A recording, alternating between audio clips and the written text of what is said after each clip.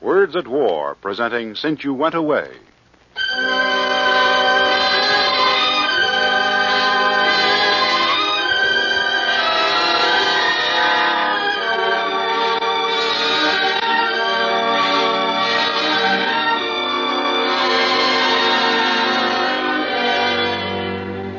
Dayton, August 16th. My darling, you've been gone only a few hours, and already the house is waiting for you. I can hardly believe that you've gone.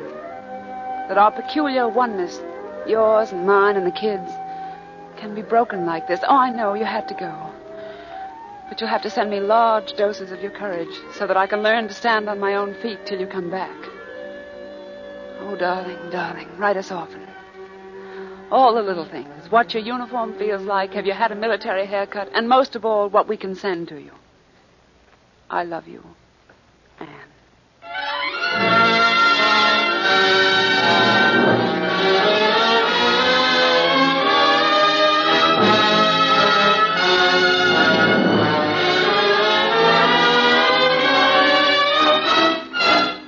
Words at War. Tonight, the National Broadcasting Company, in cooperation with the Council on Books in Wartime, brings you another in its series of radio adaptations of war books. Tonight, a story of the home front, Since You Went Away, by Margaret Buell Wilder.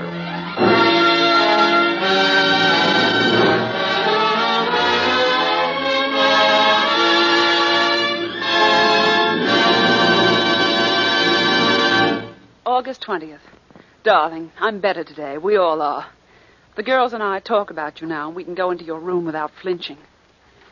It seems shocking to be renting your room to a stranger.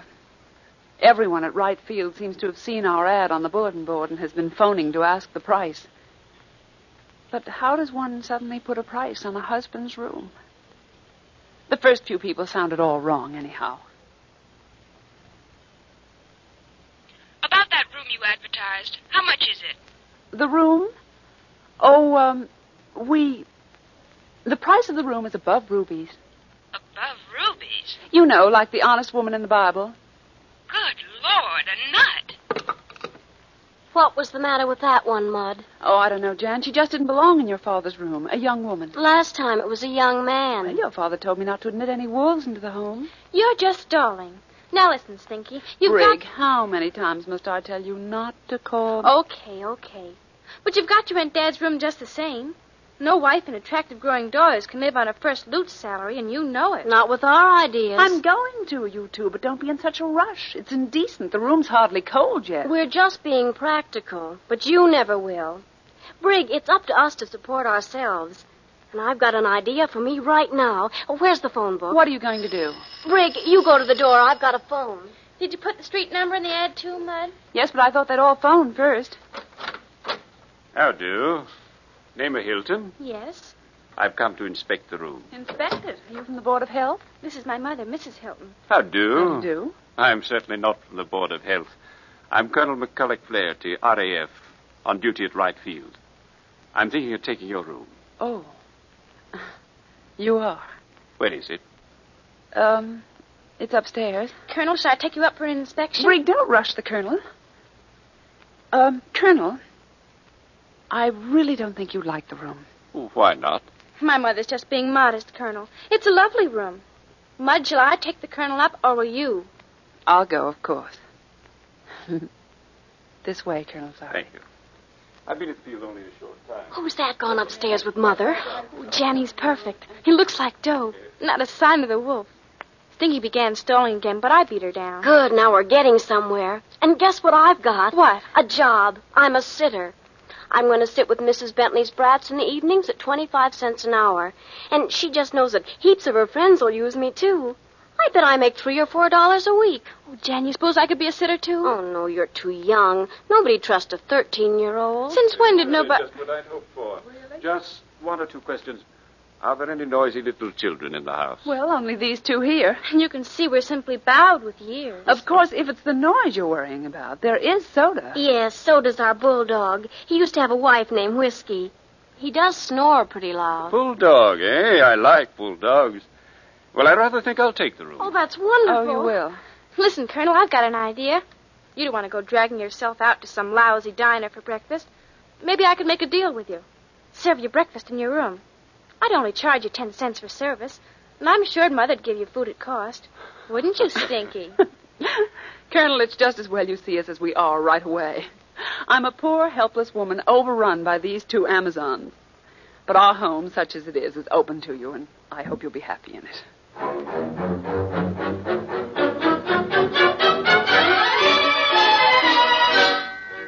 September 4th. Mr. Lieutenant, you will be happy to learn that Fidelia approves of our paying guest. Remember how in the old days, when she was our own full-time cook, she used to look each dinner guest over to see if they were worthy of us? Well, it seems she was shocked at the idea of a gentleman on the premises, but the colonel's age and title have mollified her. Both the kids' financial projects are booming also. So that leaves me the only drone. And every day I'm sure that I have to go to work, too. First, there's the money. Or rather, there isn't the money. What with your extra uniforms there in Texas and our ridiculous tastes here, like symphony concerts and 3 meals a day, well, you can see. And besides, there's the feeling that with you doing so much, I've got to do something, too. Surely 4 years of college and 15 years of you, darling, have fitted me for something.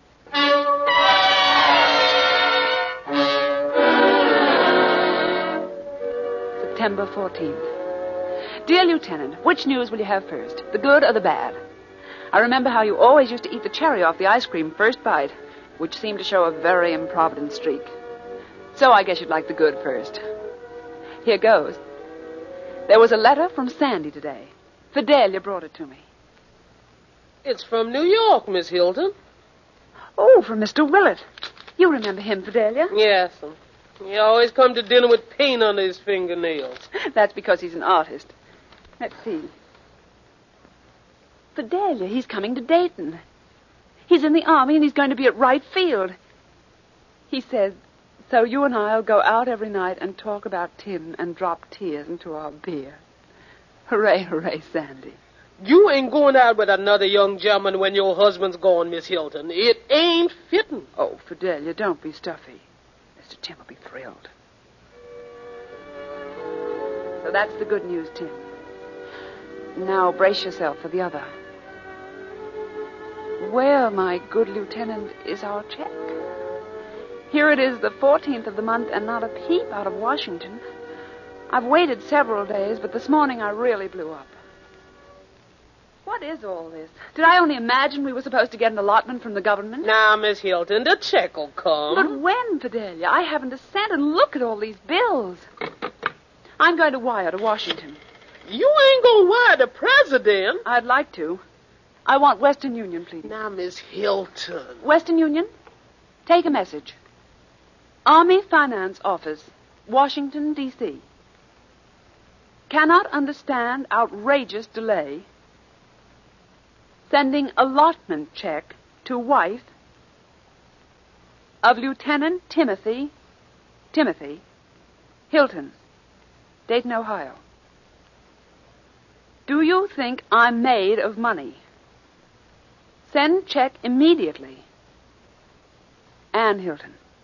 Oh, an operator. Send the wire collect. Miss Hilton? Here's the Colonel. Oh, good morning, Colonel. Mrs. Hilton, am I correct? Did I hear you sending that abusive message to the Army? I'd have sent words if Western Union would have taken it. Here my husband deliberately throws up a good job to volunteer in the Army. But send check immediately to the Army. Was it so terrible, Colonel? But I need the money. Oh, well, perhaps you'd allow me the convenience of a small loan. Oh, thanks. Yes, $10 would be nice. That way we can at least live until the Army arrests us.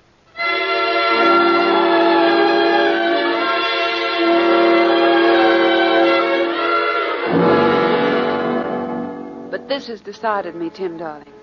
I'm definitely going to get a job. Frightens me, this being so dependent. Shows me how helpless I've always been, leaning on you for everything. After my blow-up, I was still stomping around the house muttering when Emily Hawkins strolled in. You don't know Emily. She's taken a room in the house next door. She's a divorcee. I think her husband got tired of her and left her, and it's made her kind of bitter. Anyway, she's all alone, and she's taken to hanging around my neck. Hello, Anne. What's the matter? Hello. Oh, I'm just stewing over my allotment check from Tim. I'm broke, and it hasn't come. Did he have it made over to you? Of course. And now he stopped it. He? He hasn't stopped anything. It's just some bookkeeper or something. Oh, are you sure? But he didn't stop it? Of course I am. Why should he? Well, couldn't he just possibly be having it made over to somebody else? Another woman? Another woman? Oh, don't be ridiculous. Darling, I think it's marvelous the way you two trust each other. It's just amazing. Really it is. Just sweet. Oh, Tim. Why are some people incapable of believing in voluntary fidelity? If I didn't feel so sorry for her, I'd break her neck. And I'm ashamed of bothering you with such nonsense. It's just... I feel so lonely. You suppose I'll ever learn to be grown up and self-reliant? And will I ever learn to miss you any less?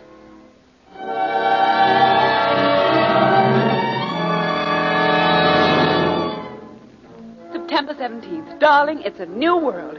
The kids and I were doing a spot of house cleaning when the postman came floating by on the wings of an angel. Jan brought me the magic envelope. It's the check. Look, it's the check. Oh, was there ever a more beautiful sight? Let's see the envelope. Look, it's postmarked the 5th. It was just held up in the mail somewhere. Oh, really? We told you not to blow your top, Stinky. Well, let this be a lesson to you. And now, a present for a good girl. A letter from Dad. Jan. Dearest 3. Just a line, but a nice one. It looks as if maybe your old man will be having leave soon. Mother, so keep the candle shining in the window a little longer. There's the mess call, so no more for now. Love, me. Oh, kids. Isn't it wonderful? Wonderful. Gosh, I wonder when he'll get here. Doesn't matter so long as he's coming. Oh, think of having him here again. Hearing him whistle our signal down the street and then seeing him walk in the door. So big he fills the whole room. Oh, I feel all young again. No worries, no responsibilities, no nothing.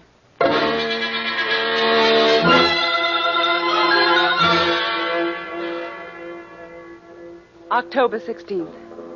Mr. Pudding, you are now the husband of a woman of affairs.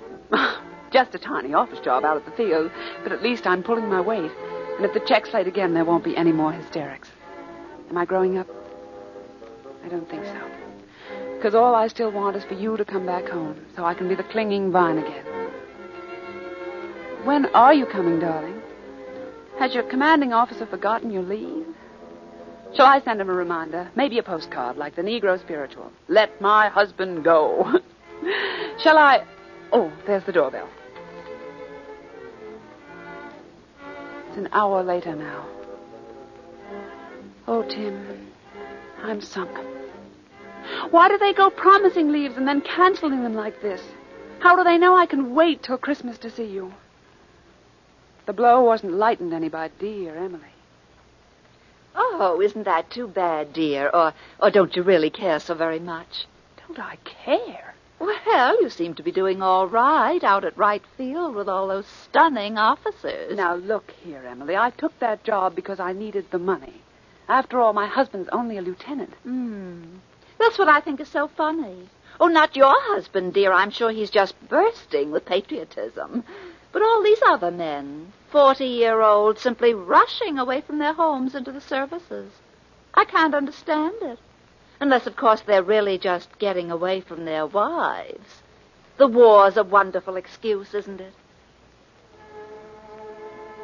Tim, I know she's just jealous. I shouldn't let her upset me.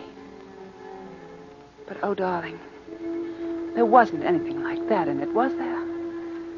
You weren't just hankering for one last fling before middle age. Tell me I'm a fool. Please, tell me I'm crazy.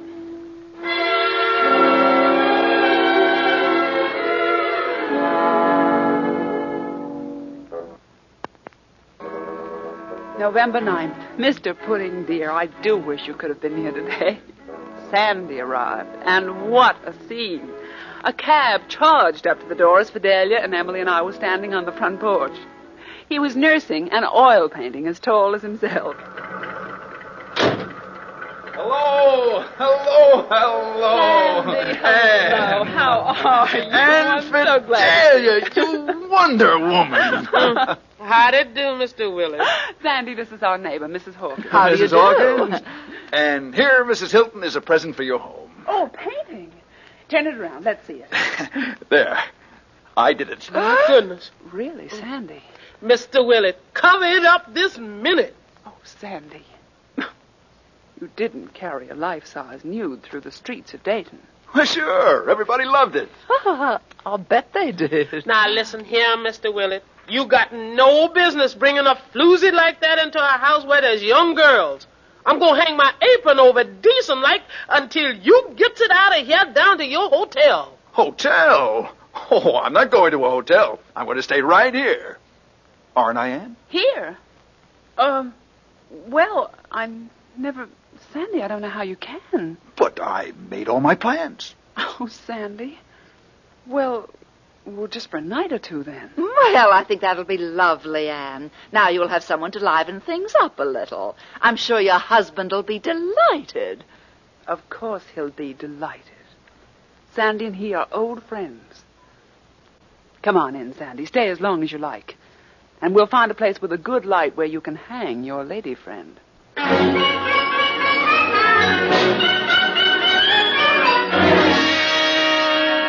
November 14th. Dear Mr. Pudding, I've hardly seen Sandy yet. He's off at the field all day. Brig gives him early breakfast with the Colonel, but he doesn't tip her as the Colonel does, and she's developing a real headwaiter's chilliness. And speaking of Brig, your daughter, Mr. Pudding, is almost more than I can cope with. What with Sandy here, I've had to move out of my room and into the girls with them. And only now do I realize what poor Jan has been putting up with every night. Brig, aren't you ever going to get into bed and turn out the lights? Jan and I want to go to sleep. I'll be through soon. But you've been padding around for half an hour, and I can't see that you've accomplished a thing. I've washed my undies and ironed a blouse and had a shower and put my hair up in curlers and laid out my clothes for tomorrow. I think it's been a very full half hour. And now you're going to bed and turn out the lights. Don't flatter yourself, Maud. She's hardly begun yet. Jan, Brig, now really. She'll spend 15 minutes yet polishing her shoes. Saddle soap first, then Neat's foot oil, then ordinary polish. Then she'll go downstairs to kiss Soda goodnight and put Miss Cat out. And when she's halfway up again, she'll remember she didn't sharpen her pencils for school tomorrow. So she'll go back down and do that. I've already done that. And then she'll put Tyrone Power's picture under a pillow and water the window box. Not tonight. I only do that every other night. Well, thank you for small favors. What do you do tonight? Just feed the turtle and take care of the goldfish. That's what I'm doing now. How do you take care of the goldfish, for heaven's sake? I just scrub the inside of his bowl and take out the shells to air overnight. Oh, for goodness sake. What's that you're doing to him now? I'm just putting him in a teacup for the night. Brig, honestly, what for? To rest him, of course. Oh, Brig, don't be absurd. Come on now, go to bed. Oh, well, I've got to say my prayers anyway. Well, hurry up. Dear Father in heaven, this is Brig Hilton in Dayton. Please make me a good girl and let me pass my algebra test tomorrow. And let me get on the basketball team, because I really think I'm better at dribbling than Virginia Bentley. And bless Soda and Miss Cat, and take care of Wussy's departed soul, and the white rabbits, and that poor little sparrow I found today. And bless all the teachers, and Jan and Muddy, and especially take care of Daddy down in Texas. And make him a good soldier, and bring him back safe on leave at Christmas. Amen. Okay, I'm ready for bed now.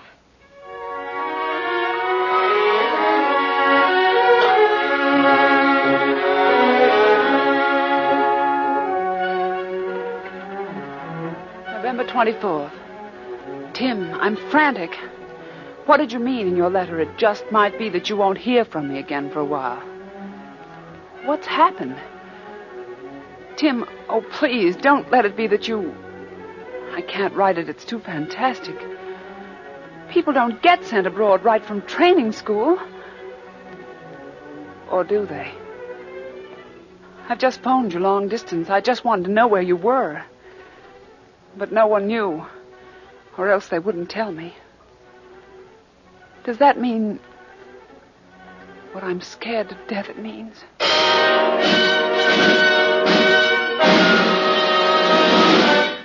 November 28th. Tim, where are you? You've just disappeared into thin air. I'm ashamed of getting panicky like this. And the kids are being swell. It's all right now, Mommy. Steady. But where is he, Jan? We don't know, Mommy. But you know, Dad. He can always take care of himself. Remember the time when the steering wheel went bust? I know, but this is worse. He may have sailed and we No, Dad would never go without getting word to you somehow. Who's that? Oh, Colonel. Please, could you come in here a minute? Evening, ladies. Colonel, you know where Tim's gone, don't you? Please tell me. Mrs. Hilton, I can't. Oh, aid and comfort to the enemy, I know. But I'm not the enemy, I'm his wife. I'm not going to send to the Germans and say, my husband's just sailed, please come and torpedo him. I know how you feel. Well, here's this much. He hasn't sailed yet. But he's going to. Where? Which way, east or west? I don't know, really. I just know it'll be soon. I'm not going to see him. If only I knew I could go to him. I could get to New York tomorrow, but then he might be in San Francisco. How am I going to stand it? Hang on to yourself, Mommy. You've still got us. Oh, Jan, darling, I know. And I'm so grateful for that. There's the phone. Maybe it's him. Hello. Mrs. Timothy Hilton? Speaking. This is Western Union. Yes. I have a telegram for you. Read it, please. Dearest, no chance to write or phone. We'll send APO number later. Cannot say more now. Don't worry. All my love, Tim. Thank you. Wait a minute. Where is the wire from, please? New York City. Yes, I see. Thank you. He's in New York. He's going to sail from New York. You're not going to try to see him. No. No. He's standing on his own feet there. Just got to try to stand on mine here.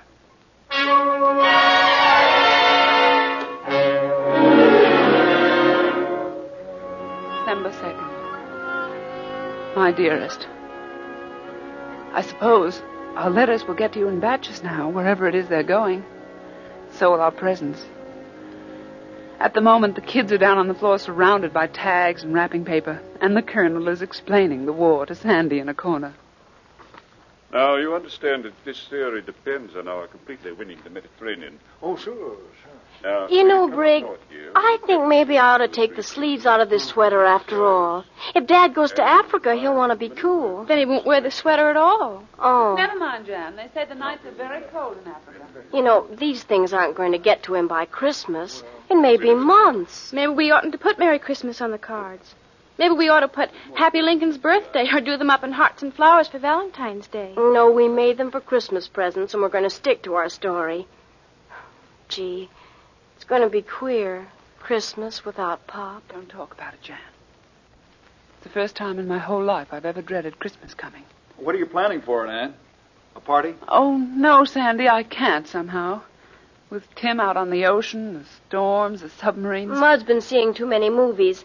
She's had him torpedoed every day since he left. Oh, look here, Ann. Even if you don't feel like a party for yourself, how about taking pity on the Colonel and me? Yes, Mrs. Hilton. 2 stray bachelors. You'd be doing a good Christian deed. You mean you want to? This isn't just Be Kind to the Hiltons week? Certainly not. Purely selfish. Oh, Mom, That'd be party swell. silly. I'll answer it, I Mud. think that's grand. Hello? I'm glad you suggested it. Hello? Yeah, Mud, phone for you. Oh, thank you, darling. Dear Mrs. Hawkins. Dear Emily. Hello, Emily. Hello, Anne. Look, I was just thinking Christmas is coming. Well, telepathy. We were just talking about Christmas here. I know you're going to feel all lonely and deserted Christmas Eve, so I wondered if you and the girls would have dinner with me at the hotel.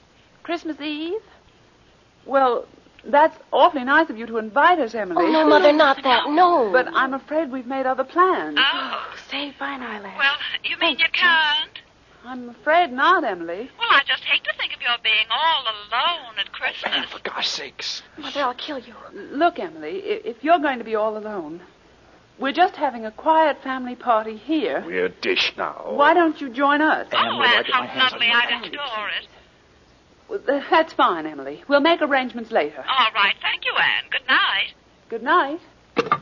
Traitor. So now, this is Be Kind to Dumb Emily's week. I'm sorry, fellas. I just couldn't help it.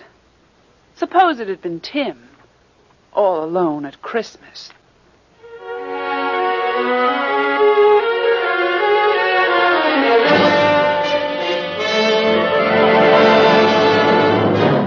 Late Christmas Eve. My dearest, I'm hanging on hard to all the faith I have.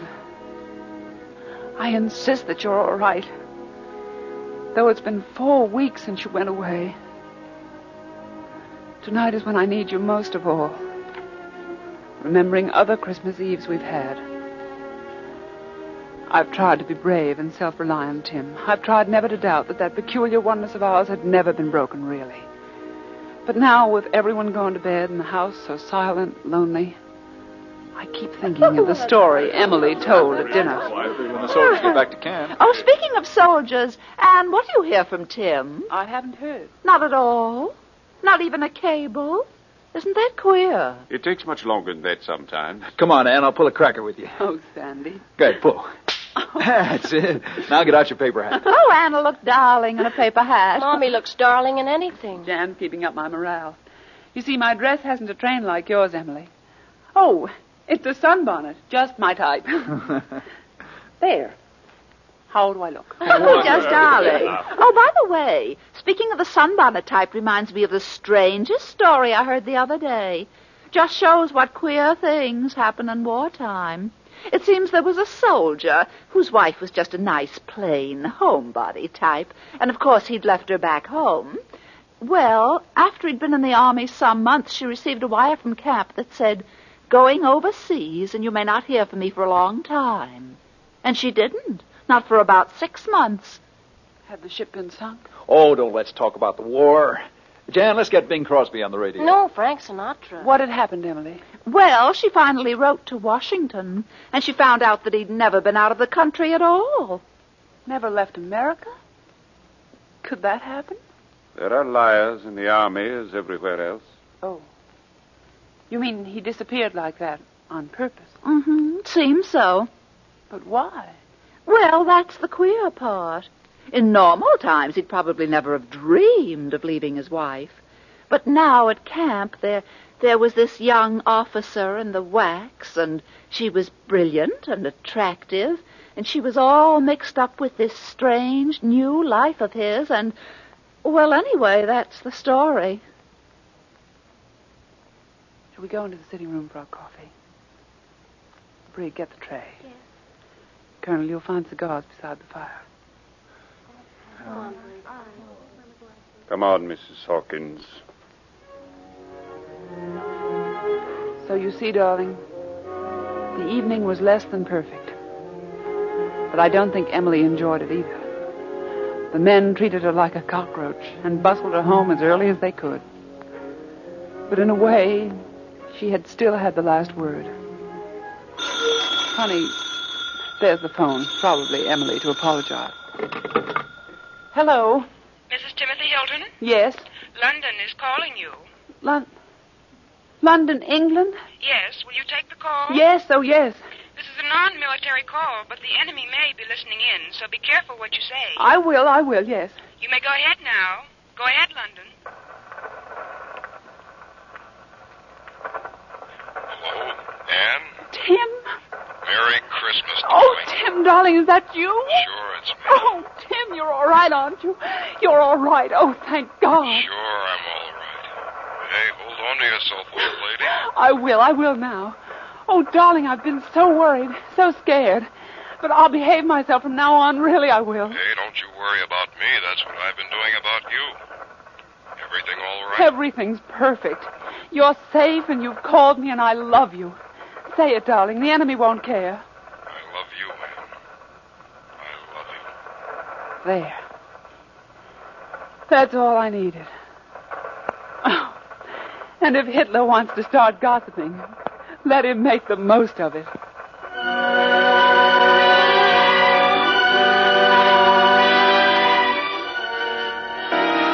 As the 14th program of Words at War, we have brought you passages from Since You Went Away by Margaret Buell Wilder. The work was adapted for radio by Nora Sterling of the NBC script staff. Since You Went Away is now being made into an all-star motion picture production by David O. Selznick. The original music was composed and conducted by Morris Momorsky. The production was under the direction of Joseph Losey. Next week, Words at War will present an adaptation of They Shall Not Have Me by Jean Elion, an eyewitness picture of inside Germany. Words at War is brought to you in cooperation with the Council on Books in Wartime by the National Broadcasting Company. This program came to you from New York. This is the National Broadcasting Company.